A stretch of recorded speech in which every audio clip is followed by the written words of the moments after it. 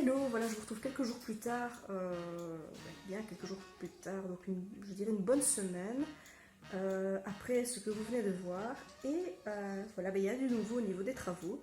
C'est que la pierre de la cuisine a été déposée, donc posée, c'est mieux. La voici.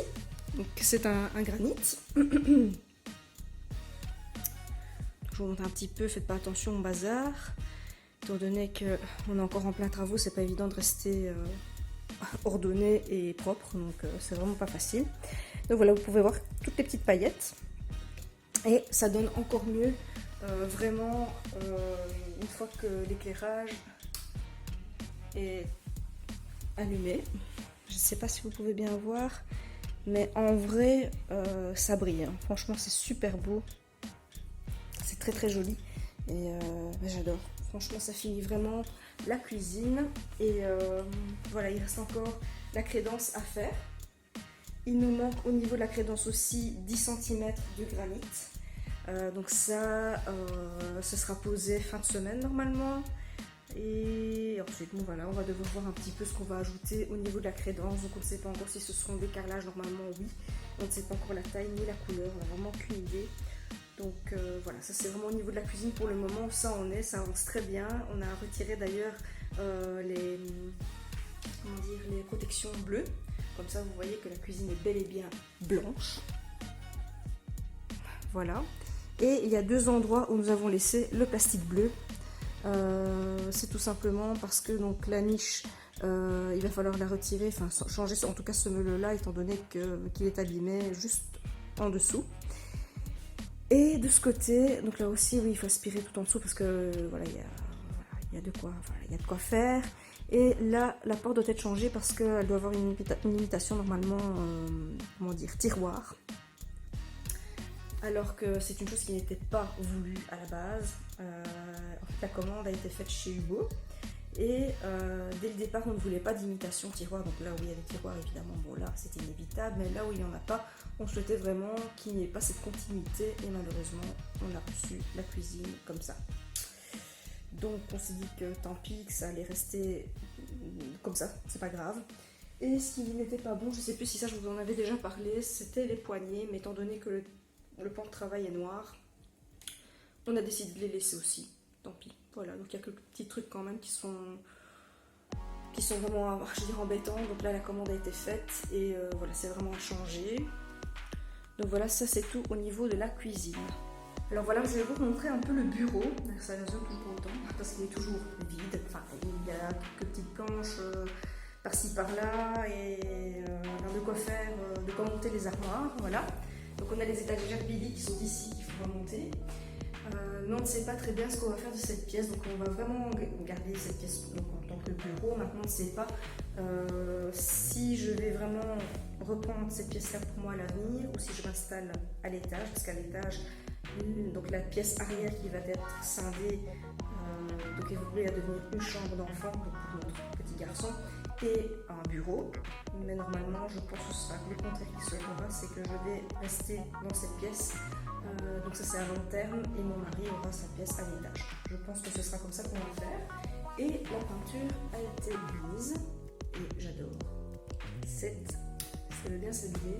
Vous pouvez voir que les murs sont pailletés. Voilà, c'est blanc pailleté, vraiment comme je voulais.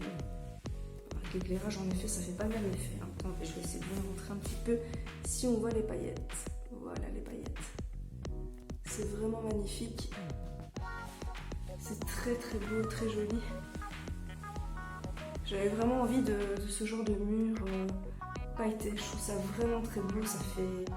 C'est moderne, c'est propre, c'est lumineux.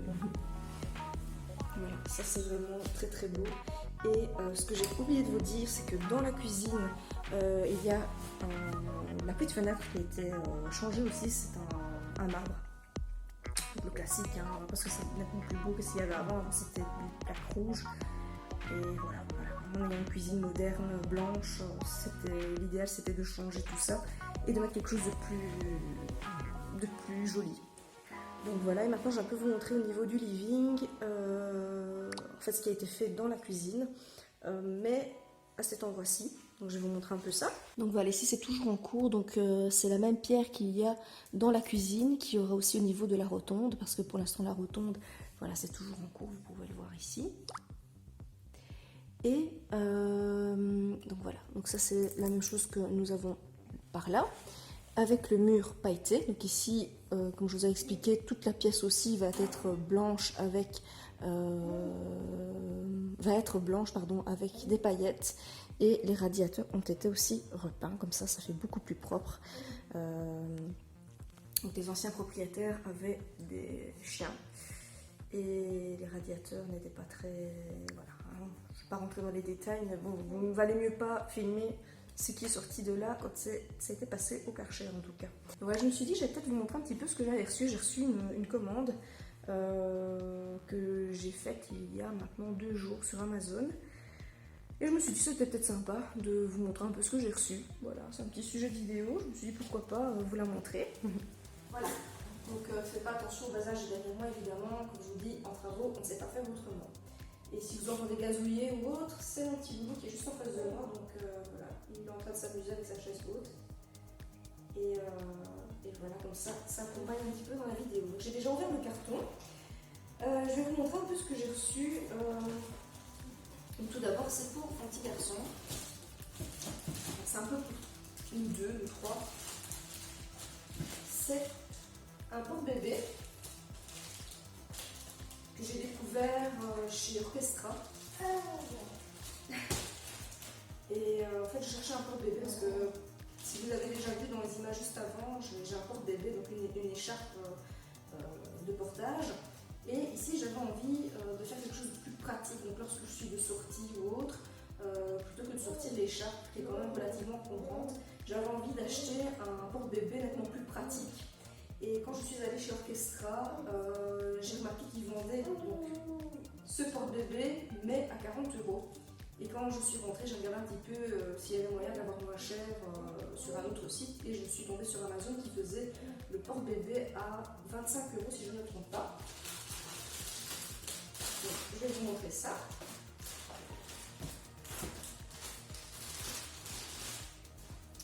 Voilà. C'est l'Infantino, donc le Zip Travel Carry. Donc en fait, pour vous montrer un peu, je vais me rapprocher, ce sera beaucoup plus facile. Donc c'est un porte-bébé qui supporte de 5,5 kg jusqu'à 18 kg. Et voilà, donc en fait, il se porte comme un sac banane, donc vraiment à la taille ou alors au niveau du dos. Dès que vous êtes de sortie, il est très très pratique. Il peut vraiment se mettre dans un petit sac, vraiment justement autour de la taille, ça évite vraiment de s'encombrer. Et je crois bien que je vais le tester maintenant avec mon petit. Mais peut-être avant, je vais essayer de terminer de vous montrer ce que j'ai reçu. Mais je vais ouvrir ce colis, enfin cette boîte.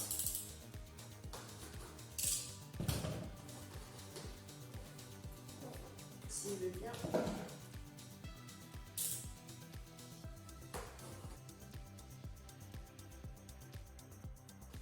Ça fait quand même une bonne différence. Passer de 40 à 25 €, c'est quand même avantageux. Voilà, ça se présente comme ceci.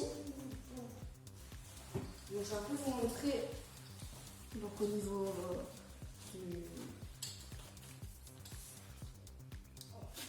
du portage, je vais dire. Donc, d'abord c'est robuste. Donc voilà, vous pouvez le porter, donc en effet, comme je disais, comme un sac banane. Donc c'est vrai que c'est pas ce qu'il y a de plus discret, mais enfin voilà, c'est pratique au niveau du... Je veux dire, voilà, c'était pas encombrant. Et vous pouvez le porter également de cette façon-ci. Voilà, au niveau du dos. Comme ça, je vois un petit peu aussi ce que c'est. Et on va ouvrir un peu la bestiole.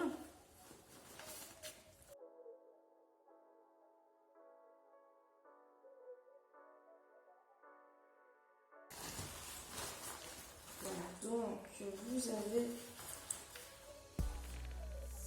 le porte-bébé. Attendez, j'essaie de voir un petit peu comment ça se tient. Ah oui, d'accord. On porte de cette façon-là. Ceci se fixe à la taille.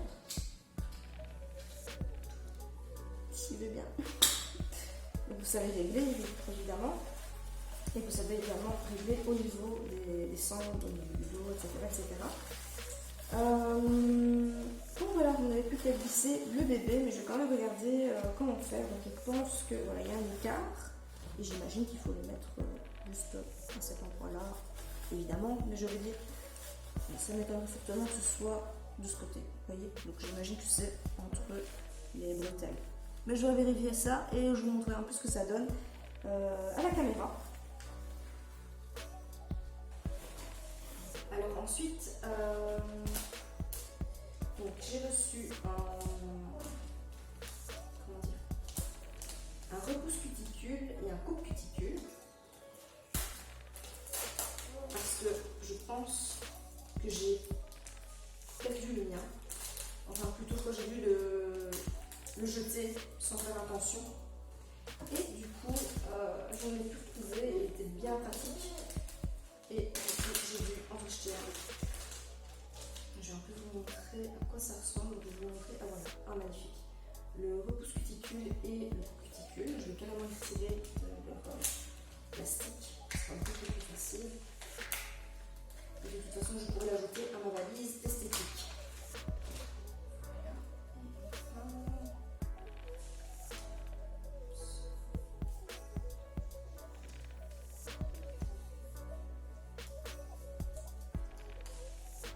Alors, voici voilà. Donc, le repousse cuticule et le coupe cuticule. Donc, je les ai pris en caméléon. Je vais le mettre comme ça sera peut-être plus facile pour moi. Donc, parce que j'aime beaucoup quand c'est multicolore et ça change des classiques argentés. Et celui que j'ai perdu était justement multicolore. Je me suis dit, voilà, j'avais envie de racheter un peu dans ce style-là. Et aussi, j'ai trouvé ça sur Amazon. Pour vraiment pas cher du tout. Pas cher, donc c'est-à-dire j'ai peut-être payé 12 € pour ces deux petits bazars-là. Ensuite, j'ai reçu également une palette mélangeuse, donc tant pour le maquillage que pour les mélanges de couleurs pour les ongles, je veux dire pour le nail art. Alors j'ai commandé ceci. Et directement dans la pochette, il y a aussi un repousse cuticule avec la petite lame qui va avec. Donc voilà à quoi ça ressemble avec le petit repousse cuticule. Alors j'ai commandé aussi des pinceaux pour le nail art. Je ne sais pas de quelle marque c'est. Mais ce sont des pinceaux que l'on peut utiliser pour n'importe quel type d'art et également aussi pour le nail art. Donc voilà, j'avais envie de tester. Donc voici les pinceaux que j'ai commandés sur Amazon pour le nail art. Il faut savoir, comme je vous disais juste tout à l'heure, c'est que les pinceaux peuvent être utilisés évidemment pour d'autres choses que le nail art. Mais étant donné qu'on pouvait les utiliser pour ça, voilà, je me suis dit que j'allais les commander. Donc voici à quoi ça ressemble. Alors petite info, parce que beaucoup de personnes ne le savent pas, enfin j'imagine que certains oui évidemment, mais d'autres ne le savent pas, c'est que les petites protections qu'il y a sur les pinceaux, gardez-les parce que ça aide vraiment les pinceaux à être préservés et du coup à ce qu'ils tiennent plus longtemps. Voilà. Donc laissez toujours les plastiques, même pour vos pinceaux de make-up, parce que c'est dommage, il faut surtout acheter ça. Pendant très longtemps j'ai fait cette erreur-là, mais voilà, petit conseil, évitez de jeter les plastiques qu'il y a sur vos pinceaux. Alors voici la dernière boîte du colis.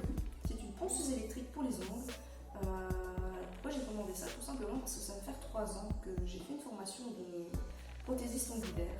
J'aime pas trop ce nom-là, mais enfin soit. Et en 3 ans, je n'ai jamais utilisé de ponceuse. Je suis fortement habituée à la lime, mais c'est vrai que pour un gain de temps et de facilité, j'ai décidé d'acheter une ponceuse. Donc voilà, je vais vous montrer un peu laquelle c'est, de laquelle il s'agit. Donc c'est la JSDA. Je vais vous montrer un peu à quoi elle ressemble. Une ponceuse à ongles. Elle fait partie des ponceuses qui sont les moins chères et relativement bien cotées. Donc je me fie toujours aux commentaires clients et voilà, à la cote qui est attribuée à la machine, évidemment. Donc, je sais pas, elle est blanche. Elle est blanche tout simplement.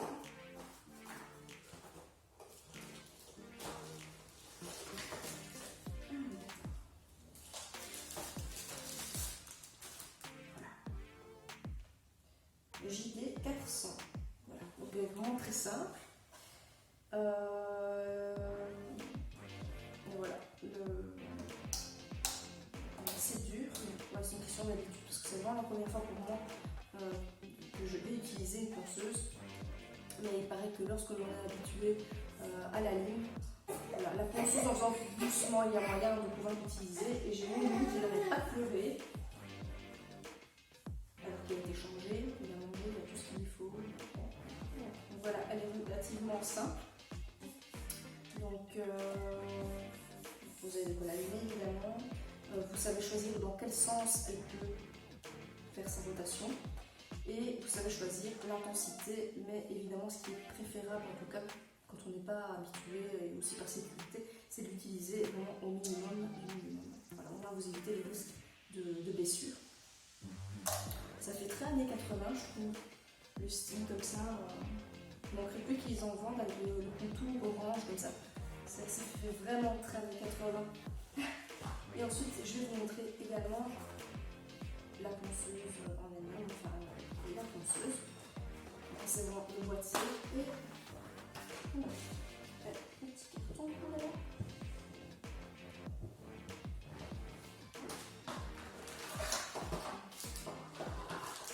Vous avez le manche, voilà, de la ponceuse, comme ceci, et que vous venez bloquer sur le coin, mais les autres accessoires se trouvent dans la boîte. Donc vous avez déjà donc, le support. Donc évidemment quand vous souhaitez la ranger, vous la mettez voilà, de cette façon, voilà, juste à côté du boîtier. Et il y a un emplacement, je vais voir un petit peu. Ah oui, soit vous la mettez sur le côté ou non. Attendez, j'essaie de voir un petit peu où ça se branche. Enfin, c'est pas bien se fixer, il faut que je regarde, il faut que j'analyse un petit peu ça. Parce que, comme je vous ai expliqué, je n'en ai jamais utilisé. Et vous avez un petit boîtier avec de quoi on sait commencer. Et je vais venir fixer ça. Je vais quand même tester un peu le business.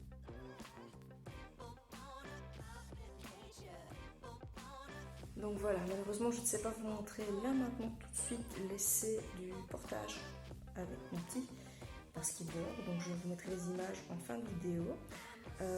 Ici nous partons ce week-end dans les Ardennes car il y a un trip qui est organisé à Orval, je pense, et mon mari participe et voilà, donc on a décidé qu'on allait faire un petit tour dans les Ardennes, donc j'envisage de vous embarquer avec nous pour une petite vidéo vlog à l'extérieur de la maison, pour changer un petit peu les idées des travaux. Voilà, j'espère que cette vidéo vous aura plu. Mes excuses si elle s'est faite en plusieurs jours, je n'ai pas vraiment le choix comme je vous expliquer au début de la vidéo parce que voilà, en plus des travaux, en faisant en même temps le boulot entre temps et voilà ce qu'il y a à faire aussi dans la maison et tout ça, je veux dire c'est pas évident du tout, mais j'essaye de filmer un maximum dès que je peux, même c'est pas évident non plus pour ma chaîne d'ASMR. Faites pas attention non plus à ses cheveux qui ressemblent à rien. J'ai remarqué en revisionnant les images juste avant que c'était un peu du n'importe quoi, mais c'est pas grave, j'ai pas entendu bouger le coiffeur, il est grand temps que j'y retourne d'ailleurs. Soit, j'espère que la vidéo vous aura plu, je vous dis à très vite pour de nouvelles aventures en dehors de la maison pour changer et à bientôt, salut.